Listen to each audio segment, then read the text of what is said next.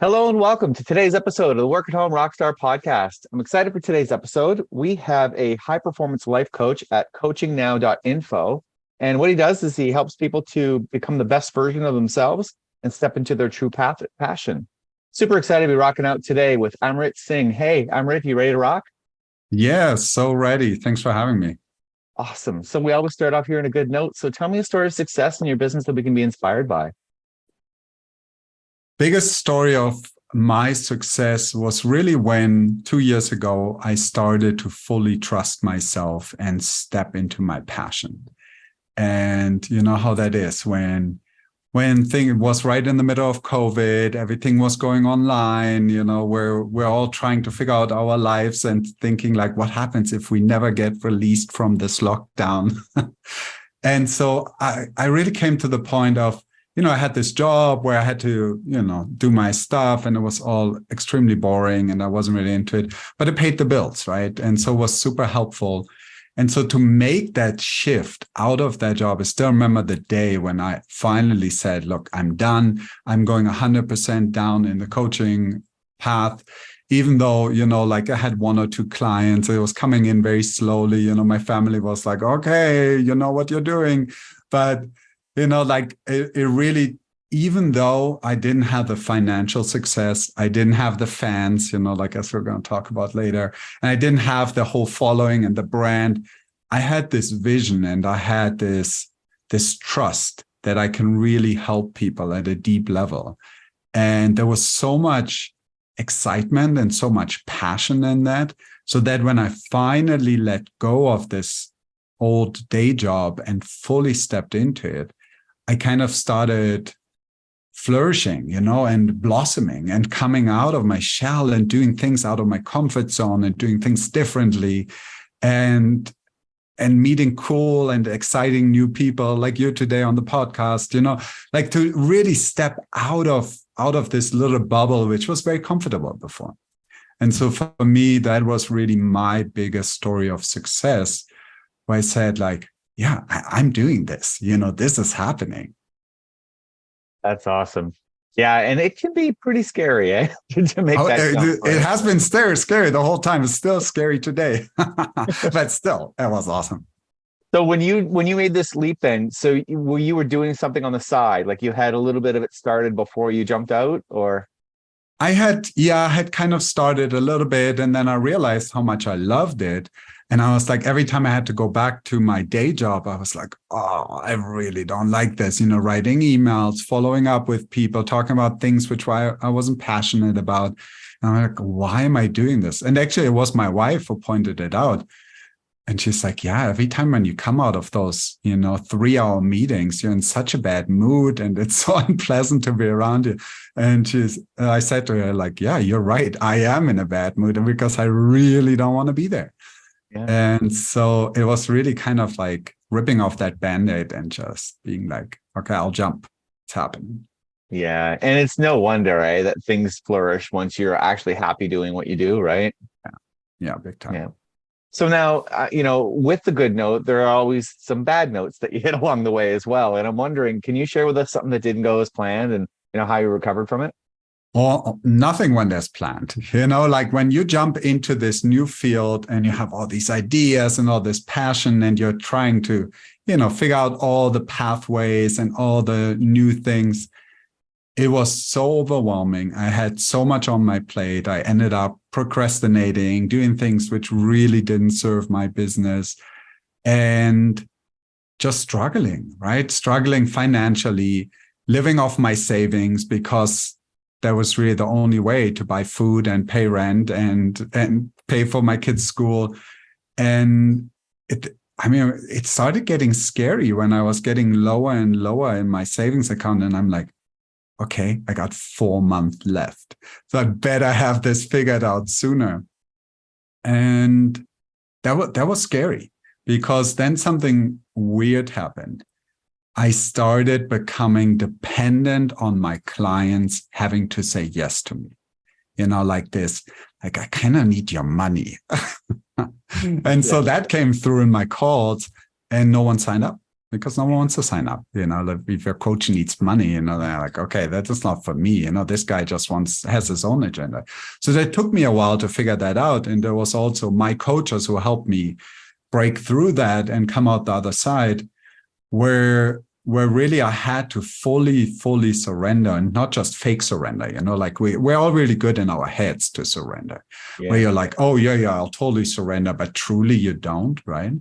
And truly you don't trust, because it's just a thought thing up here. And so I really had to take it into my heart, and I had to surrender from my heart and trust from my heart that I'm on the right path. And guess what?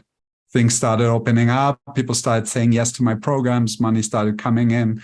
And that was big. That was a real big breakthrough, where I was like, oh my God, again, I learned another cool thing. Wow. This theme has come up a few times, and there's a lot of times that we'll talk about how, hey, you're going to want to build 6 months of savings in order to start your business. So you don't want to be desperate, but even doing that and having those savings, you still might end up in a place where you're actually feeling a little bit desperate, right? But what was it like? Is there something that you can share as an action that someone can do if they end up in that place where they recognize what you just said, where they're feeling like, oh no, I now need the money. So what do I do now? Well, what really helped me was to focus on my clients and really focus on the person in front of me and be like, okay, I have this deep inner knowing that I'm going to be okay. No matter if that person signs up with me or doesn't sign up with me, it doesn't make a difference. But if I can show up 100% from my passion and from my heart for them and serve them for this hour I have them on the call, that's when I really did them a service. And that was the whole motivation for me to go into this business. The motivation was never to make money. Sure, it's nice, like someone hands you money, you're not going to say, no, I don't want it, right? But I got distracted when the money became a problem. And so now I'm really at a new point where I'm saying, if I have enough money coming in, I can serve more people and I can grow bigger and I can change more people's lives. So now money became a tool, where I'm really saying okay, awesome. Let's earn more money, because you know what? I'm going to make a bigger impact in the world the more money I earn. I'm not going to go sit somewhere at the beach and relax, but then I can really take it to the next level and impact more lives. Yeah. And it's funny that you said, you're not going to reject the money, because one of the things that happened to me is that I ended up taking on clients that really I weren't good fits for me or for them, right? Just because I needed the money. And you know what happened is that I finally realized that, and I said no to a client that I thought just wasn't going to be a good fit. And then good stuff started happening. Isn't that weird? Because your mindset changed. And it's exactly the same thing happened to me. I ended up actually firing 2 of my clients and just said, look, unless this, and this happens, we can't keep working together. And they're like, okay, then it's not going to work, Mm-hmm. And I felt so relieved, not having to, honestly, it really came down to the simple fact, I wasn't serving these clients. Those were my 2 lowest performing clients, where really there, I felt like, oh my God, what am I doing with these people? I'm wasting their time. I'm wasting my time. Nothing ever changes. We just keep talking about the same things over and over again. And when I made that change, actually something super cool happened. My other clients started performing more, right? And had more bigger changes in their life. Oh. And it was really a reminder for me how it's all about how I show up for my clients. It's always so easy. It's a little bit like what we talked about before we started the interview. It's a little bit like when you want to make a change in your marriage and you're like, hey, I just need my wife to change and everything will be great, right? And so I really recognized this deeply inside of me, that all that needed to change was me. And something super powerful happened in that moment, because I also realized that I had the power to change. No, I couldn't change anyone else, but I can change myself. And so that really made a lot of sense for me. And I really started diving deeper into the whole business aspect, which I had kind of pushed aside before. I've been living a very spiritual life for almost 30 years now. And I do a lot of spiritual practices and these kinds of things. And that kind of puts you on a cloud 7 feeling, where you're like, oh yeah, look at me. Like, I don't need money. I don't need clients. I don't need this. I don't need that. Right. And I realized that kind of became a disadvantage for me building a business and serving clients. And I had to step down from that. And what I learned in the last 2 years in building my business and about sales and about marketing and about how to talk with other human beings and how to really show up for them and serve them and not just make it about me has been a deeper spiritual development and more spiritual growth than I got from my meditation in the last 2 years. Amazing. Yeah, the energy is, you can either get depleted of energy or you can grow the energy. You can amplify the energy, and it's like what you were saying earlier, going to that soul sucking job. You show up for your wife differently. So I imagine that if you're going to some soul sucking clients, then you're probably not showing up so well for the other clients, right? I mean, Exactly. it's pulling away from them, right? Yeah, 100%. So let's talk a little bit about fans. Now, you got to get the clients. So how do you go about getting them in the first place? Well, so I had this bright idea to go onto TikTok, and I was like, ooh, TikTok is new. I'm going to do TikTok. And so I started going on TikTok, and that's been a fun journey. I mean, I've been on there now for a year and a half. I've grown 2 accounts. Like my latest one now is at almost 12,000 followers. And it's fun. It's fun to see when people actually click that follow button. It gives you that little, dopamine push. And I mean, super powerful. Honestly, didn't get a lot of clients from it, but had a ton of fun building my TikTok account. So I keep posting fun little things on there. But ultimately, it comes down to do the outreach, right? And to step into the cold market and get in front of people and start your Facebook ads campaign and putting your offer together and all these pieces and then really to niche down and to get clarity and be like, okay, like, where am I really excelling? And so what I did is I looked back at my last couple of clients and I realized that it was really in working with men who are struggling in their relationships, in their marriages, and they really wanted to make a change, but they couldn't verbalize it. And they would never go to a yoga class. They would never go, do a meditation retreat or anything like that. But they were willing to show up for themselves when it came down to, hey, I want to save my marriage. Wow. Yeah.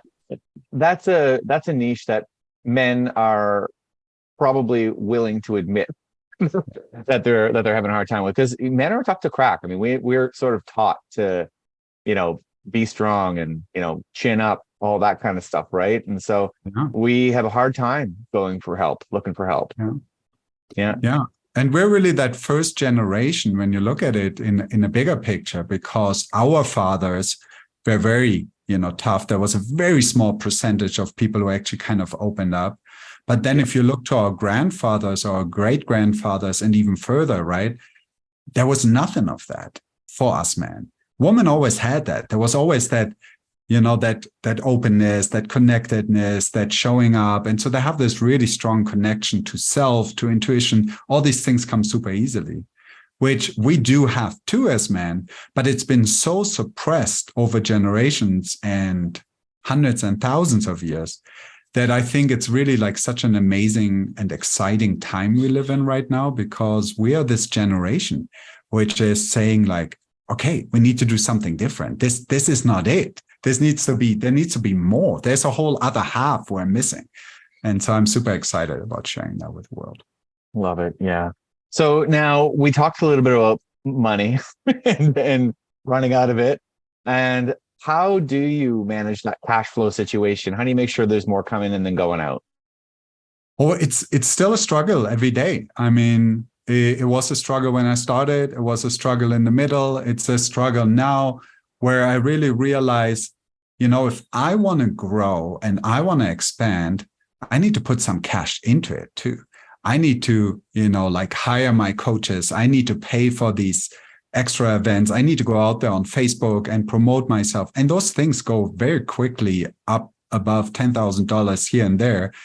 And so even if I was at a place where I was kind of comfortable with what I was doing, I realized like, oh my God, again, you're in the comfort zone. It's time to step out and expand and grow even further. So it's almost like, just when I had reached the point where it's like, I could relax for a second, I now stepped into this new thing and now I have all these commitments where I'm like, oh my God, I better have the head be full again. Hey, Rockstar. I hope you're enjoying this episode of the Work at Home Rockstar podcast. If you didn't know already, my business is Creative Crew Agency. We build websites. Now, let's talk about your website for a minute. Most people realize that at this day and age, we need a website, but we don't really know what the website is supposed to do. And sometimes you'll just go and build a website for the sake of building a website. What I do is I make sure that your website actually accomplishes a goal. Now, there are 3 main goals to most websites. Number 1 is to provide information and build credibility. Number 2 is to schedule some sort of appointment and get them onto a sales call. Number 3 is to sell something like an e-commerce site. Now, when you're setting your website, you have to be very mindful that the visitor doesn't know what to do. And so you have to provide them with a roadmap that leads them down a path to wherever you want them to go.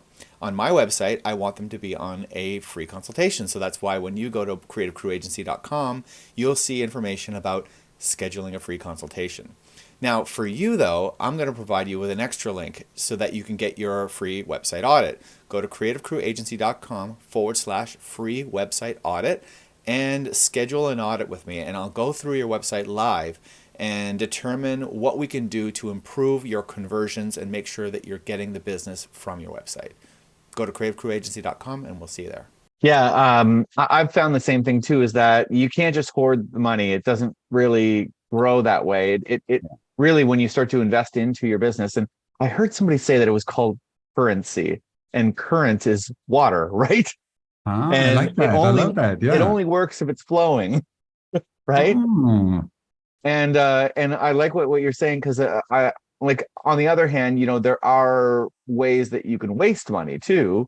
But if you're intentional in the way that you're spending it and you're investing it, then you can get some real big just energy lifts. Like, I've found that just paying for a coach, just like sending the invoice in, not getting a coaching session yet, but just sending it, I've noticed sometimes that I'll actually get a new client. Just like weirdly coincidental. I didn't even get the coaching session yet. Yeah. That's right? How it works. Yeah. So I think there's something energetic to it. Have you noticed the same thing? Yeah, big time, because it's that moment when you invest and you really recognize the fact like, hey, I'm not there yet myself. I need to keep growing. I need to keep expanding. I need to invest, because when I invest in myself and I expand, I can show up better for my clients. I can show up more prepared. I can give more value. And so I love that. And I actually, I really love investing in high ticket items, where you're making a commitment and you put down a $30,000 commitment into your coaching program. It pulls you up, like you're going to show up for yourself tomorrow morning, 7 a.m. to get the homework done because of that investment. If I would have gotten that same coaching program for $300, I'd be like, what? I could just sit in the garden. The sun is out. I've spent some nice time with my family. How beautiful was it? We watched a movie, but which is great too, which I do. But when you make that investment, that's when the growth starts happening. And it is so powerful. Yeah, you get some skin in the game, right? And you got a lot of skin in the game if you put down that kind of money. Yeah. Yeah. I remember a long time ago, before everybody was using credit cards, there's an example that I had where I found that the objection that your client had to whatever it was that you were offering is also your own objection. And I found that was really interesting, because I had somebody that I was coaching at the time, and they were having a hard time getting someone to give them their credit card number. Yeah. And, now I don't even think that would be an issue. Everybody uses credit cards, but this was 15 years ago. And they were like, yeah, I don't trust online and all that stuff. Right. And then I asked them just, well, what about you? Like, do you buy things online? Like, it's no big deal, right? And they're like, actually, no, I don't. I'm like, well, that's interesting. So you have a problem buying things online, and now you're actually having objections from somebody who's going to buy something online. So maybe there's some like internal work to be done there. And I think that kind of goes with what you just said. If you're investing in yourself, then wouldn't that make sense that you're telling the universe that it's okay for people to invest in you too? Exactly. And now imagine what happens when you want to put on a coaching program, which is a $10,000 program, but you're not willing to invest that kind of money because you're like, I'm kind of a little tight right now. Maybe I'll get the cheaper program from this other guy or watch some YouTube videos or there's a lot on the internet you can do for free. But that mindset, that's really what the universe reflects back to you, where how can someone invest with you? It's not possible. Yeah. I think that what goes around comes around is not just a saying. There's something more to it, right? Yeah, that's why the saying lasted for so long. Exactly. So now let's talk a little bit about practicing. So, what do you do to keep sharp with your skills? I do a lot. For me, meditation is a big thing. I love waking up early. I wake up between 4:30 and 5 a.m. I take a cold shower, I sit down, I do my 1.5, 2-hour meditation. And then by the time my family wakes up and it gets loud in the house, I'm already set. I've taken care of myself. I've honored myself. I really spend that 2.5-hour period is super powerful because it's kind of like a 10% of the day, right? Of your 24 hours when you invest that in yourself. And there's this old concept from the church and this tithing concept of giving 10% of what you have towards a higher purpose. And so for me, it's this: when I invest that 10% into myself and I make that the number one priority before anything else happens, that's when I show up for myself. And that's when I really see changes and benefits. Wow.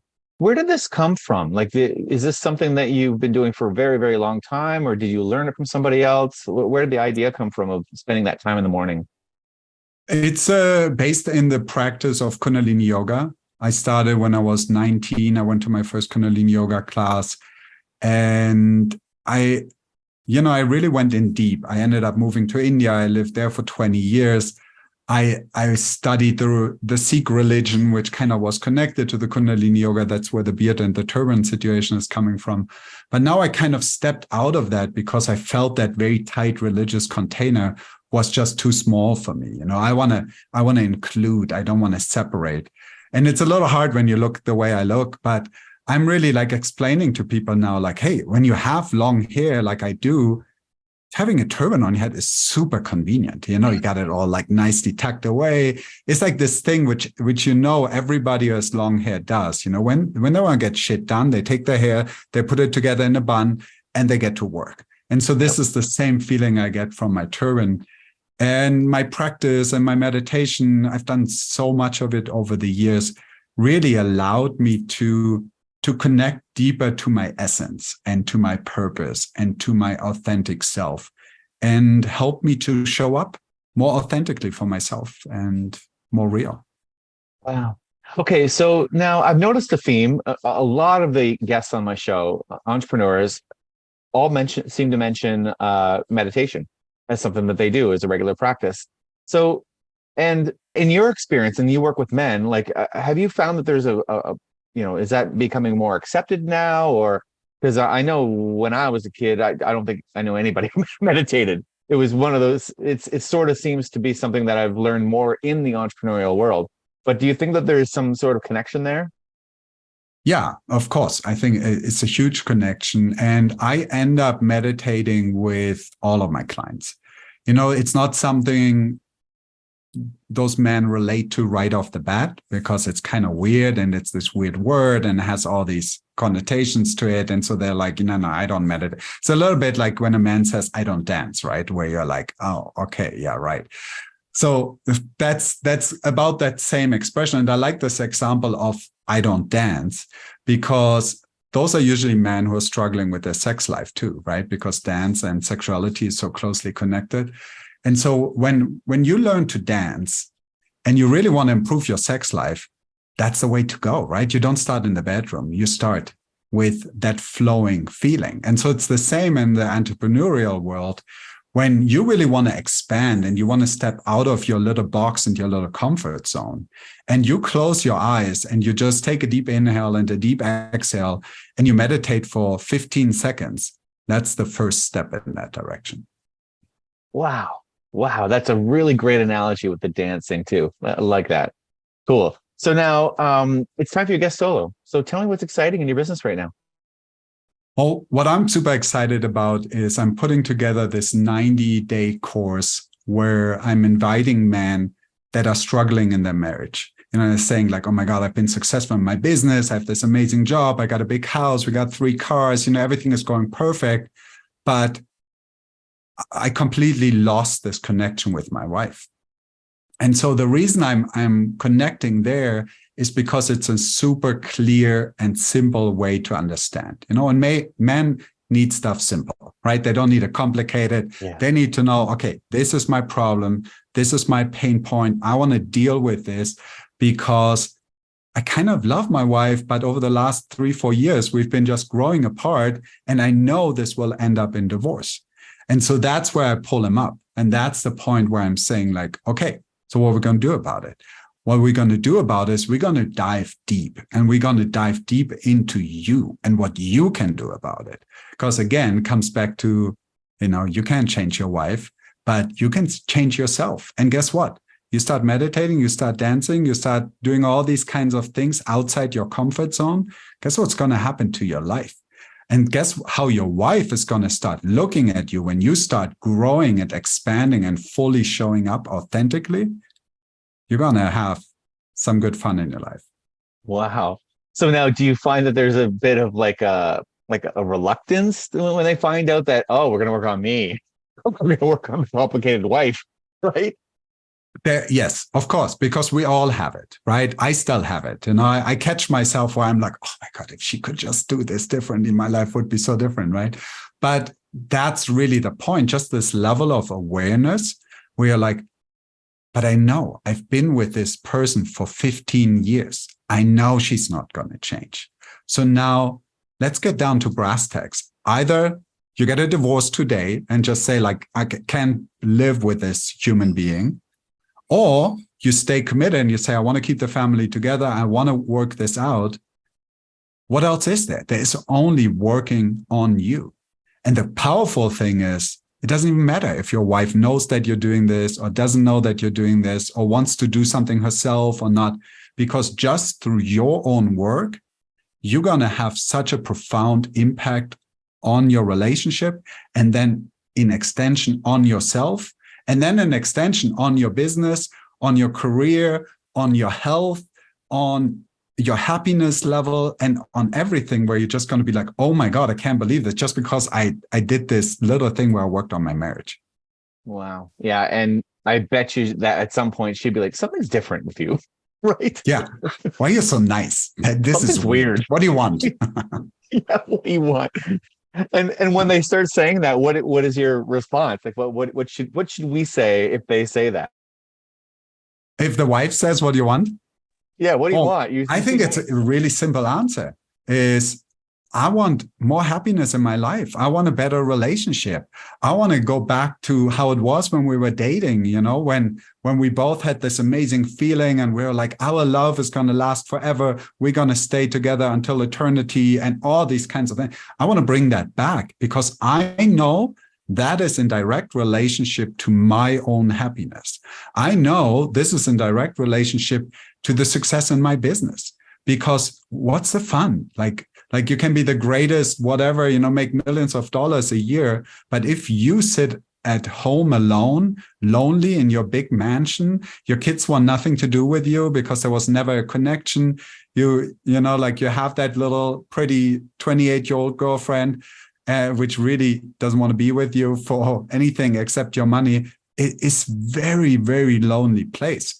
And so that's where the payment comes in the end, right? That connection with yourself becomes so powerful where you're saying, oh my God, I actually love being alive again. Wow. So now who would be, if you were to describe the person that would get the most out of one of your programs, who would that person be?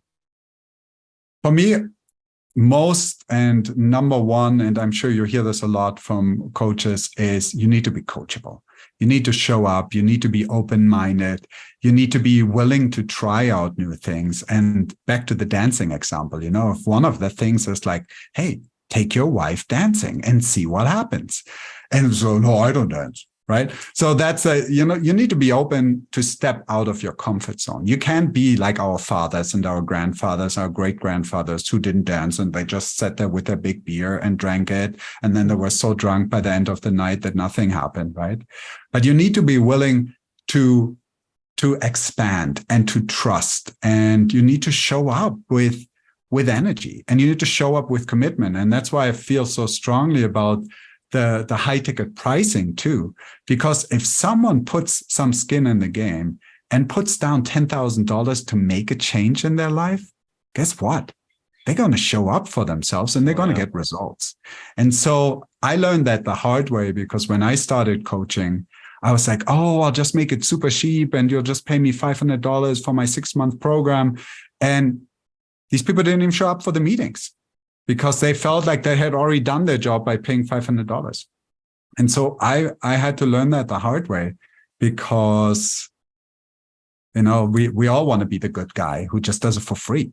I tried that too, like that's when people run away the other direction. It's like, can that guy shut up and stop talking? Wow. So they need to be able to dance, or be able to be willing to dance, which is great for a rock star. Exactly. Yeah, exactly. Right on. So now how do we find out more about this program, and how about you? You can check me out on my website, coachingnow.info. You can check me out on TikTok or Instagram or Facebook. TikTok is most fun because Instagram and Facebook is so boring, in my opinion. TikTok has all these fun things, and I'm putting all these cool videos I'm excited about, and I'm sharing that with the world. And apparently on TikTok, what people care the most and are most interested in is the connection between spirituality and smoking weed. Those are my videos that went viral. So, because I used to smoke a lot of weed when I was younger. And so that is something, people are just like, okay, I want to know more about this, because all I want to do is smoke weed all day, because then at least I make it until tomorrow, right? Yeah. Wow. Okay. Right on. So awesome. So thank you so much for rocking out with me today. This has been a lot of fun. Yeah. Awesome. Thanks for having me, Tim. And to the listeners, make sure you subscribe, rate, and comment, and we'll see you next time on the Work at Home Rockstar podcast.